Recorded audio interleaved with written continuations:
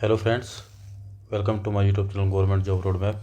पहले मैंने बताया था कि परसेंटेज को अगर आप कवर कर लेते हो तो आपके 3-4 टॉपिक और हो जाते हैं, तो डिस्काउंट उनमें से एक है। तो आज की वीडियो में हम करेंगे कि परसेंटेज की मदद से हम डिस्काउंट को, प्रॉफिट एंड लॉस को, और सिंपल इंटरेस्ट को और कंपाउंड इंटरेस्ट को किस तरह से कर सकते हैं। ये जो 5 टॉपिक है, discount, profit and loss, simple interest, compound interest और परसेंटेज, तो हम परसेंटेज से इन 4 टॉपिक्स को किस तरह से कवर कर सकते हैं आज की वीडियो में आपको कराऊंगा। हर टॉपिक से जुड़े कुछ क्वेश्चंस, एंड तक जुड़े रहिए। और कमाल की बात यह है कि आपको कोई भी फॉर्मूला याद रखने की ज़रूरत नहीं है, कोई भी फॉर्मूला याद रखने की ज़रूरत नहीं है। अगर आपको परसेंटेज अगर क्लियर है तो परसेंटेज की मैं 4 या 5 वीडियो बना चुका हूँ, आप उन्हें देख सकते हैं। और इस वीडियो में मैं आपको बताऊंगा कि परसेंटेज कैसे हर जगह वर्क करती है। तो पहला क्वेश्चन कर लेते हैं। 24 चूड़ियाँ खरीदने पर ईशा को 6 चूड़ियाँ मुफ्त मिलती है। गणना करें कि ईशा को कितने प्रतिशत की छूट मिलती है। तो 24 चूड़ियाँ खरीदती है वो और 6 चूड़ियाँ उसको मिलती हैं, ठीक है। तो मान लेते हैं कि हर एक चूड़ी का 1 रुपया है मूल्य है। 24 रुपये में उसको चूड़ियाँ मिल गई, कितनी मिल गई? 30 मिल गई, ठीक है। तो अब उसको छूट कितनी मिली है? छूट जो मिली है वो कितनी मिली है? 6 चूड़ियों की मिली है। कितने में मिली है? 30 चूड़ियों पे मिली है। तो 6/30 गुणा में 100, तो ये इस तरह से हो जाएगा। 20% की उसको छूट मिल गई। इसमें हमें कोई भी फॉर्मूला याद रखने की ज़रूरत नहीं है, ये इस तरह से हो जाएगा।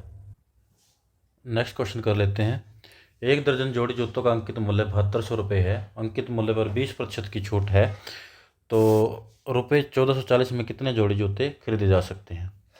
तो 20% की छूट है, तो सबसे पहले तो 20% की छूट निकाल लेते हैं हम। ये टोटल जो जूते हैं वो 1 दर्जन जोड़ी है, 12 हैं। तो 20% की छूट के बाद तो ये टोटल मान लो कि एक जोड़ी आएगी कितने की? 12 से डिवाइड कर देते हैं और इसका कितना निकालेंगे? 20% छूट है तो 80% निकालेंगे। 80% मतलब 80/100, 8/10 लिख सकते हैं इसको, 4/5 भी लिख सकते हैं। तो इसको 2 पे काट दिया 4, इसको 2 पे काट दिया, इसको 4 पे काट देते हैं, इसको 4 काट दिया 2, इसको 4 पे काट दिया 3। ये 0 से 0 कैंसिल और इसको 3 पे काट दिया, 24 दिया 72, 240। तो यहाँ पे कितना बचा था? यहाँ पे 2 बचा था, 480। तो 480 रुपये की एक है, तो 1440 में कितनी आ जाएगी? 4 तिये 12, 8 तिये 24। तो 400 का 3 गुणा 1200 और 880 का 3 गुणा 240, कितना हो गया? 1440। तो कितना आ जाएगी? कितना आया ये? 480 गुणा में 3 जोड़ी इसके आई। तो इस तरह से परसेंटेज से हो गया। इसमें कोई भी फॉर्मूला हमें याद रखने की ज़रूरत नहीं है। नेक्स्ट जो है, 1940 के अंकित मूल्य वाली एक वस्तु को 15% की छूट पर बेचा गया। वस्तु किस मूल्य पर बेची गई? अब 15% की छूट है, तो 1940 रुपये की कोई अंकित मूल्य है, तो 15% की छूट होगी तो कितने पे होगी? 85 पे होगी। बस इतना सा क्वेश्चन है ये। इसको काट दिया, इसको 5 पे काट दिया 17, इसको 5 पे काट दिया 2, और इसको 2 से फिर काट दिया, 2 में 18, 2 चौके 14। तो देखो 7 चौक 28।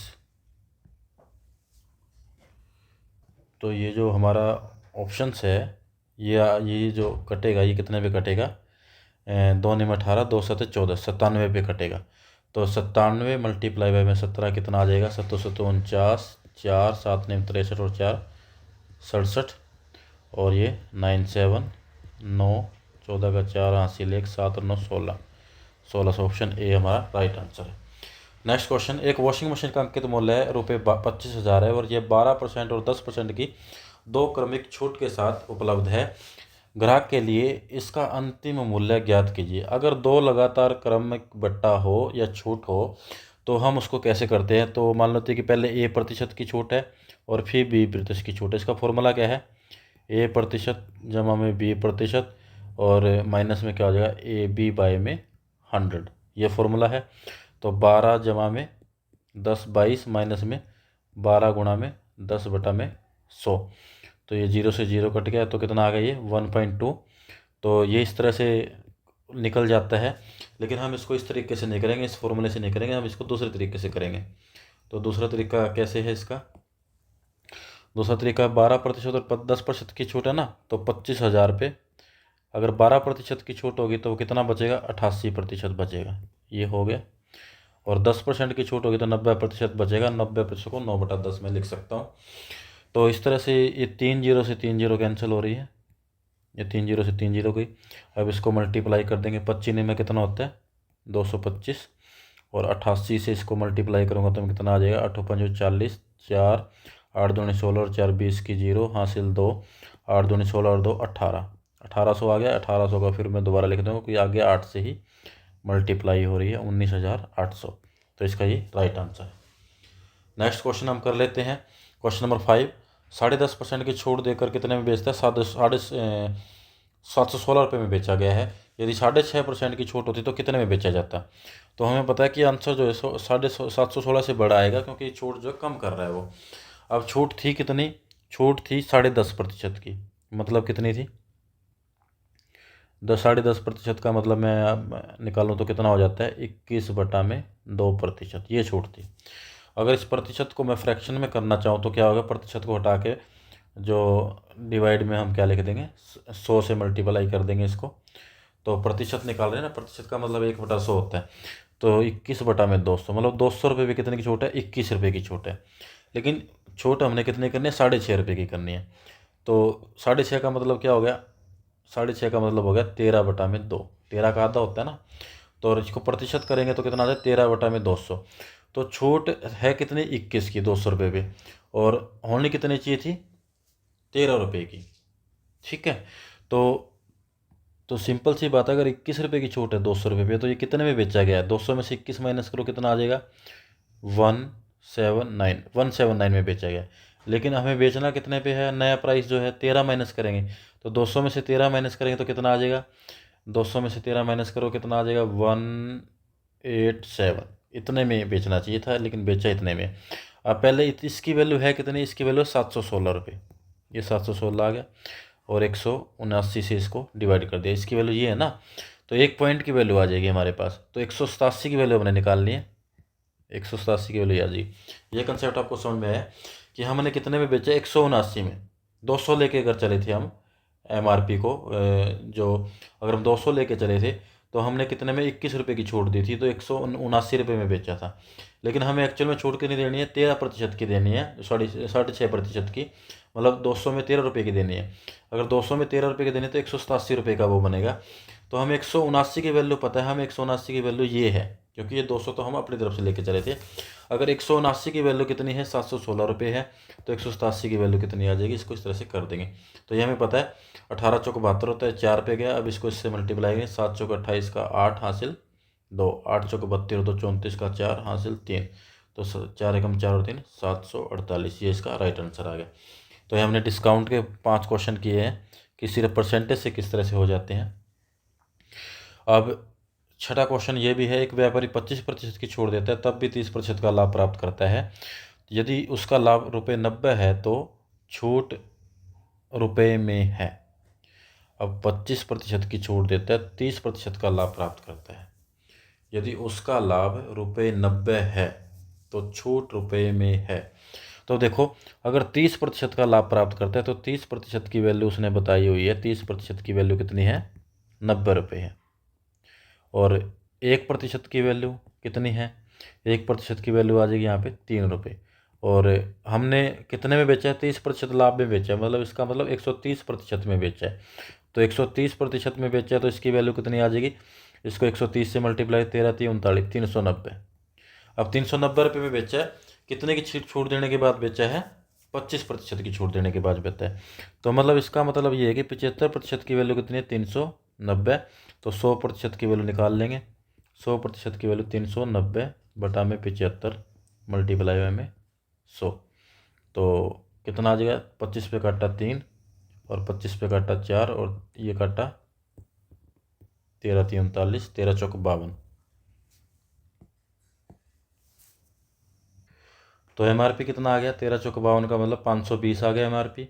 और बेचा कितने में 390 में, तो 130 रुपये इसमें छूट आ गई। दूसरा तरीका ये कि छूट हमें पता है 25% की है, हमें 1% की वैल्यू मिल गई थी, तो यहाँ पे सीधा 25% की वैल्यू भी हम निकाल सकते थे। तो 390 बटा में कितना आ जाएगा 75 मल्टीप्लाई में 25, तो 25 दिया 75, ये कितना आ गया 130। एक ये तरीका भी है। तो प्रतिशत का अगर आपका कंसेप्ट क्लियर है तो ये आपका हो जाएगा। प्रतिशत की मैंने 3-4 वीडियो बना रखी है, आप उसे देख सकते हैं। दोबारा से देख लेते हैं, इसको देखना चाहे तो रिपीट कर देता हूँ वेरी फास्ट। 30% का लाभ प्राप्त करता है, 25% की छूट देना। यदि उसका लाभ ₹90 है तो 30% की वैल्यू 90 है, तो इसका मतलब जो MRP होगा वो 130 है, 130 की वैल्यू 390। अब 390 जो है वो 25% की छूट के बाद है, मतलब ये इसको हम 75 मान के चलेंगे, तो ये इससे 100 की वैल्यू निकल जाएगी, या डायरेक्ट 25 की भी निकाल सकते हैं। नेक्स्ट क्वेश्चन, एक डीलर एक साइकिल पर लागत मूल्य से 40% अधिक मूल्यांकित करता है और 10% की छूट करता है, तो उसका लाभ प्रतिशत ज्ञात कीजिए। बिल्कुल इजी क्वेश्चन है। मान लो कि 100 रुपये थी जो लागत मूल्य है, और 40% अधिक अंकित कर दिया तो मतलब 140। अब 140 का 10% हमें पता है, इसकी एक जीरो कट जाएगी, तो कितना आ जाएगा 14। तो अब उसका लाभ प्रतिशत निकालना है, 140 में से 14 गए, कितना आ जाएगा 126। तो 100 रुपये की थी, 126 की बेच रहा है, मतलब 26% क्या आ गया, इसका लाभ प्रतिशत आ गया, ये आ गया। दोबारा से देख लो, दोबारा से मैं इसको क्वेश्चन को करवा देता हूँ। दोबारा से देखो, ये करेगा कि लागत मूल्य से 40 अधिक मूल्यांकित करते हैं। मान लें कि लागत मूल्य जो 100 रुपये, कोई भी चीज़ हम 100 रुपये में ली है, तो लागत मूल्य से अंकित मूल्य 40 रुपये अधिक करता है, 40% अधिक करता है, तो 100 में 40 जोड़ने कितना आ जाएगा 140 आ जाएगा। अब इसके ऊपर 10% की छूट है, 10% की छूट है, तो मतलब ये 10/100 इस तरह से कर देंगे। ये 2 जीरो से 2 जीरो 14 रुपये की छूट है। तो अब बेचा कितने में, इसमें से इसको घटा देंगे 126, तो 126 में बेचा तो कितने 26% है इसका सही आंसर। तो परसेंट से हो गया, इसमें कोई भी फॉर्मूला लगाने की जरूरत नहीं है हमें। नेक्स्ट, सिंपल इंटरेस्ट साधारण ब्याज किस तरह से होता है परसेंटेज से, वो भी मैं आपको करवा देता हूँ। तो 8% वार्षिक दर से 21 माह में 6,000 पर कितने साधारण ब्याज अर्जित होगा। देखो, मूलधन गुणा दर गुणा समय बटा 100, हमें ये फॉर्मूला पता है, लेकिन हम इस फॉर्मूले से नहीं करेंगे, इसको डायरेक्ट करेंगे। तो 6,000 रुपये हमारे पास क्या है, मूलधन है, तो दर कितनी है 8%, का मतलब हो गया 100। ठीक है, ये हुआ 1 साल का। निकालना कितने का है, 21 महीने का निकालना है। इसको साल में बदलेंगे तो 21/12 कर देंगे। इतना आगे समझ में। तो हमने कितने साल का निकालना है, हमने निकालना है 21 महीने का। 21 महीने का मतलब 21/12 साल, ये 1 साल का हो गया, और ये 21/12 साल का हो गया। तो इसको सोल्व कर लेंगे, 4 दूनी 8, 4 तिये 12, 3 सत्ते 21, 2 जीरो से 2 जीरो। अब नीचे कुछ नहीं बचा, ये 3 भी कट गया, 12 भी कट गया, ऊपर बचा 7 दूनी 14, 14 छिक्के 84, 840 रुपये, ये इसका राइट आंसर है। नेक्स्ट क्वेश्चन है, 27,000 पर 14.2/3% प्रति वर्ष की दर से 8 महीने का साधारण ब्याज ज्ञात कीजिए। तो नेक्स्ट क्वेश्चन है, 27,000 रुपये पर 14.2/3% वर्ष की दर से 8 महीने का साधारण ब्याज ज्ञात कीजिए। 3 यहाँ पे मिस्प्लेस लगता है। तो 27,000 रुपये का हमने ब्याज निकालना है 8 महीने का। तो 1 महीने का 14 ये 42 और 2 44/3%। प्रतिशत का मतलब 1/100, तो यहाँ पे 100 इसके साथ मल्टीप्लाई कर जाएगा। और 8 महीने का मतलब इसको साल से करेंगे तो 8/12 हो जाएगा। तो इसको हम काट देते हैं, जो कटते हैं 2 जीरो से, मैं 2 जीरो काट रहा हूँ, ये 2 जीरो से 2 जीरो कट गई, इस तरह से काट दें इसको। और 4 पे काटा 2 और 4 पे काटा 3, अब ये 3 तिया 9, इस पे कट जाएगा, 9 तिया 27, ये 30। अब कितना बच गया, 44 दूनी 88, 88 गुणा में 30, तो हमें पता है लास्ट में 4 आएगा, तो ये लास्ट में 4 इसमें है, और 2640। तो इस तरह से ये हम बिना किसी फॉर्मूले के इसको निकाल सकते हैं। अब फॉर्मूले से इसको कैसे करते हैं, फॉर्मूला वही है, मूलधन गुणा में दर गुणा में समय। तो वही बात है, फॉर्मूला भी इस तरह ही लग रहा है। ये मूलधन हो गया 27,000, ये दर होगी 44/300, समय 8 महीने है, तो बस ये भी वही फॉर्मूला भी सेम है। तो बिना फॉर्मूले के हम कंसेप्ट से भी वैसे ही कर सकते हैं, वो कंसेप्ट था। तो नेक्स्ट है साधारण ब्याज का नेक्स्ट क्वेश्चन।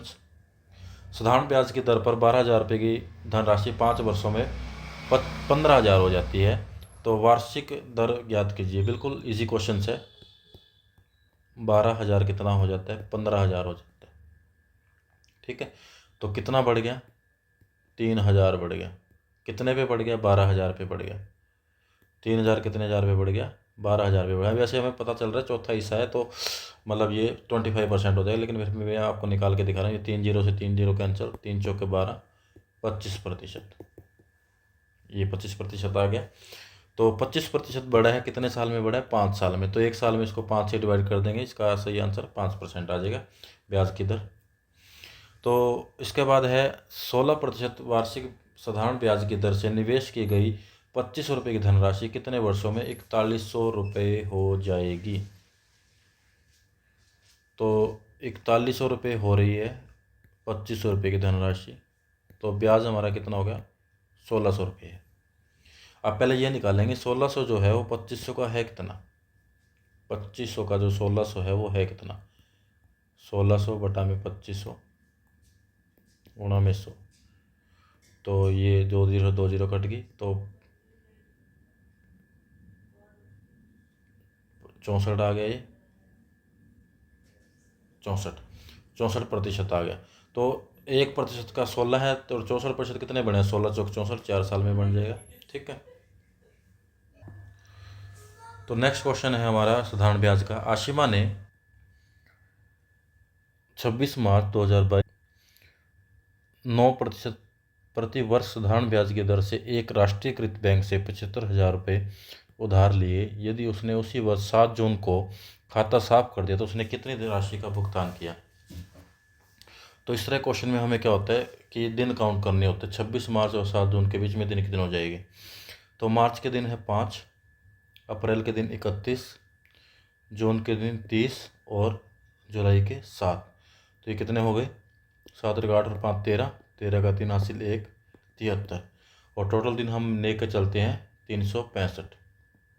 तो मतलब कितना हो गया? ये 5 पे जा रहा है, हमें पता चल रहा है 5वां हिस्सा हो गया। तो सिंपल सी बात है, एक साल का निकाल लेंगे और उसको 5 से डिवाइड कर देंगे। तो 75,000 का एक साल का कितना निकलेगा? 9% इतना निकलेगा, और 5 से डिवाइड कर देंगे। तो पहले 2 जीरो से 2 जीरो कैंसिल, और ये कितना आ गया?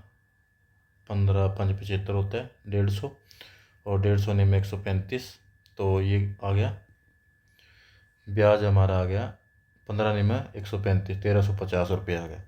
तो 1350 ब्याज आ गया। 75,000 रुपये मूल था, तो कितना आ गया? 76,350 रुपये। तो ये हमारा भी परसेंटेज से हो गया।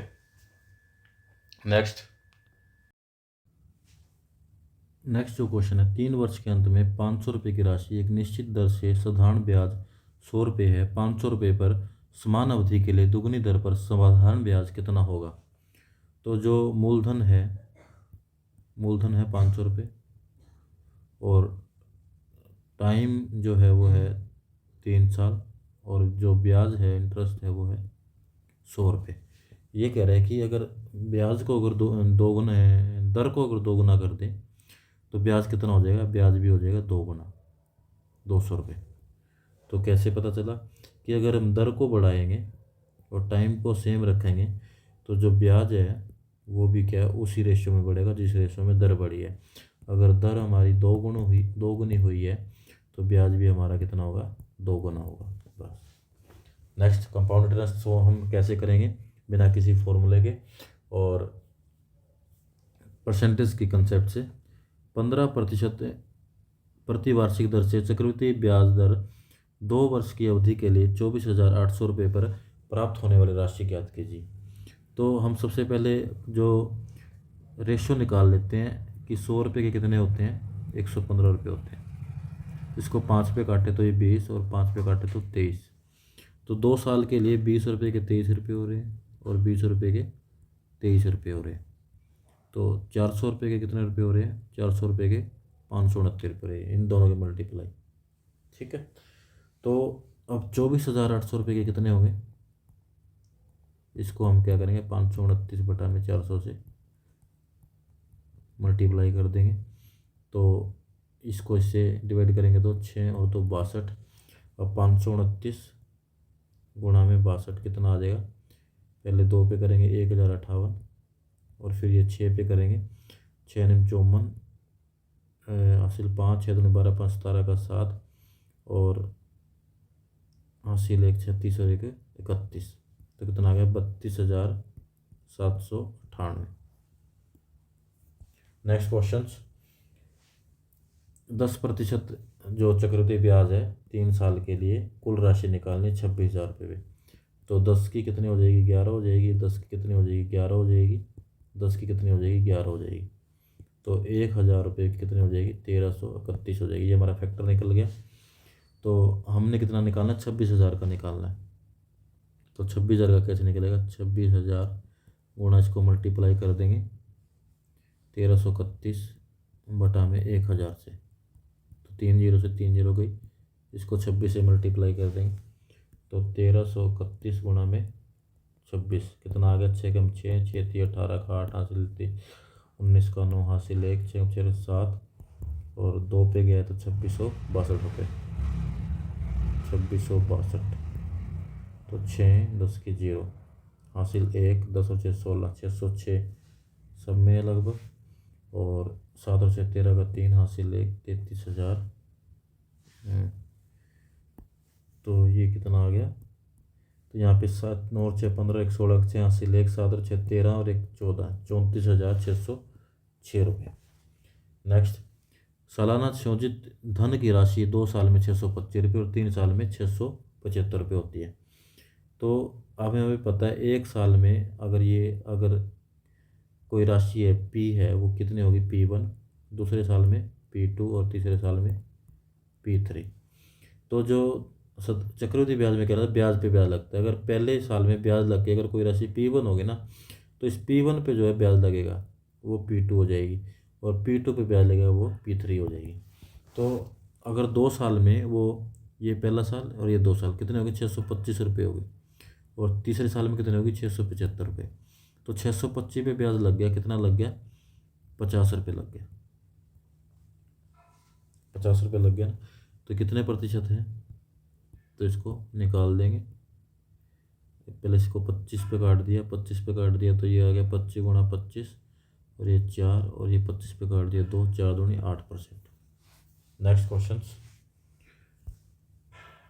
एक निश्चित ब्याज दर पर वार्षिक चक्रवृद्धि होने 3 सालों में 27 गुना हो जाती है, तो वार्षिक दर ज्ञात कीजिए। हम ना इसको एग्जाम्पल से लेके चलते हैं, मान लो कि 100% लेके चलते हैं। तो पहले साल में अगर 100% ब्याज है तो 2 गुना हो जाएगी, 100 जमा 100 200, और दूसरे साल में कितनी हो जाएगी 4 गुना, और तीसरे साल में कितनी हो जाएगी 8 गुना। तो इसका मतलब 100 जो है ठीक नहीं है। अब फिर 200 लेके चलते हैं, तो 200 पे तो पहले साल में 3 गुना, दूसरे साल में 9 गुना और तीसरे साल में 27 गुना।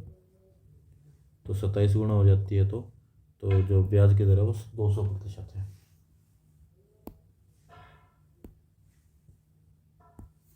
नेक्स्ट क्वेश्चन, 60,000 पर 9% वार्षिक ब्याज की दर से 11,286 रुपये चक्रवृद्धि ब्याज है, तो समय अवधि ज्ञात कीजिए। टाइम निकालना है हमने। तो टाइम हम इसको मोटा मोटा निकाल के देख लेते हैं कि फॉर्मूले से ही इसमें से हम एक एग्जांपल लेके चलते हैं।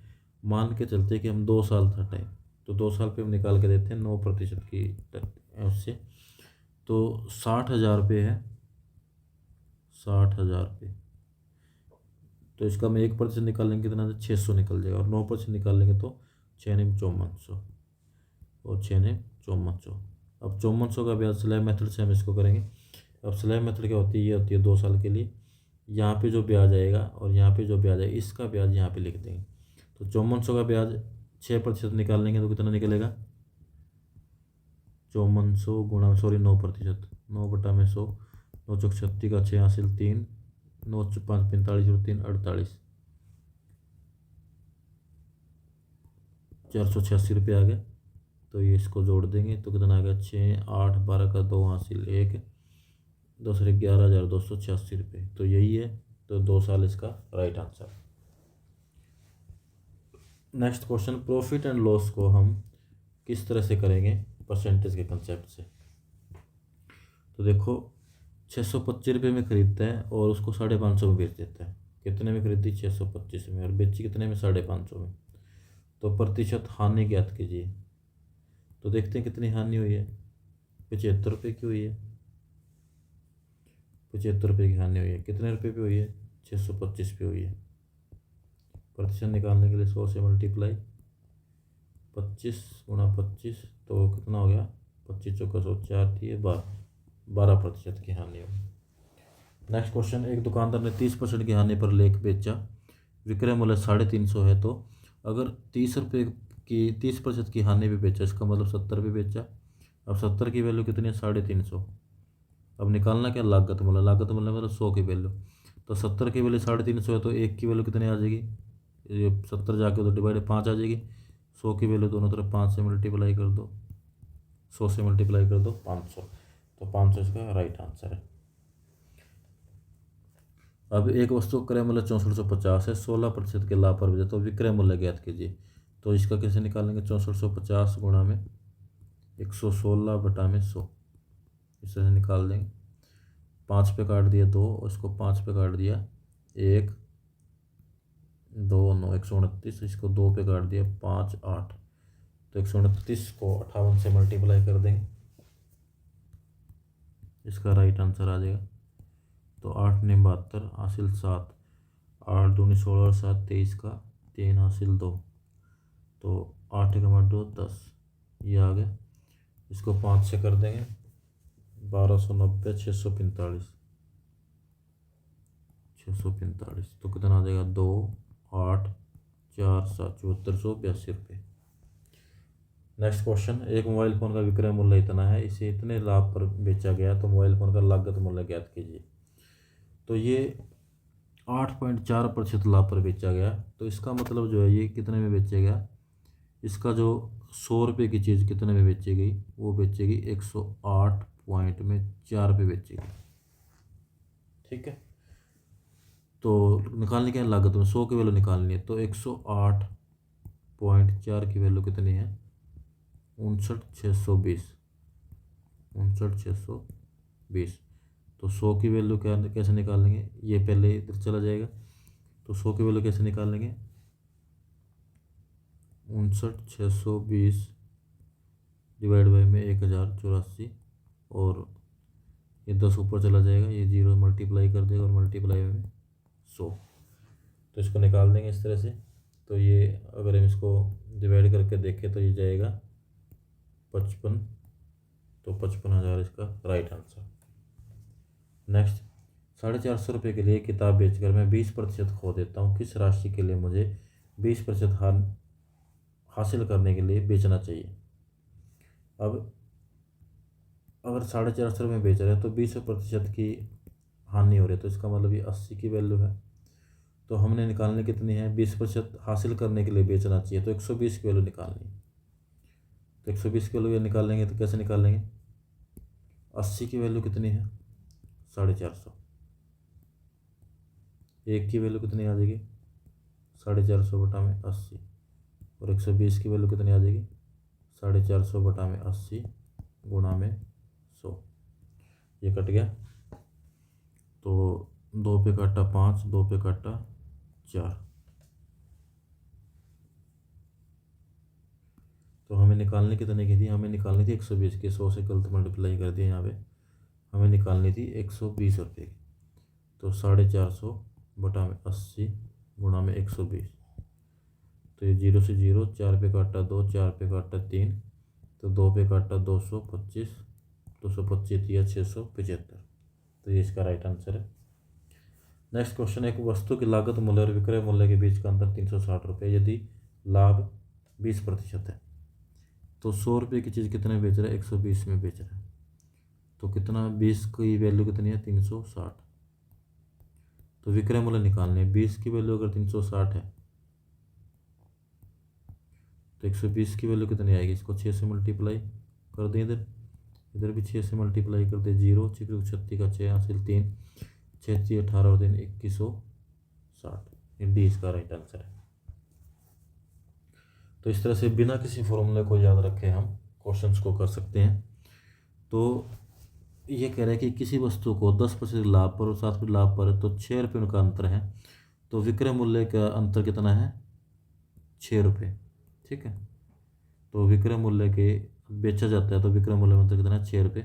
तो ये कह रहा है कि 100 रुपये की चीज़ अगर हम 100 कितने में बेच रहे हैं, 110 में बेच रहे हैं, या हम 100 रुपये की चीज़ 107 रुपये में बेच रहे हैं, तो ये तीन का जो अंतर है वो कितने 6 के बराबर है।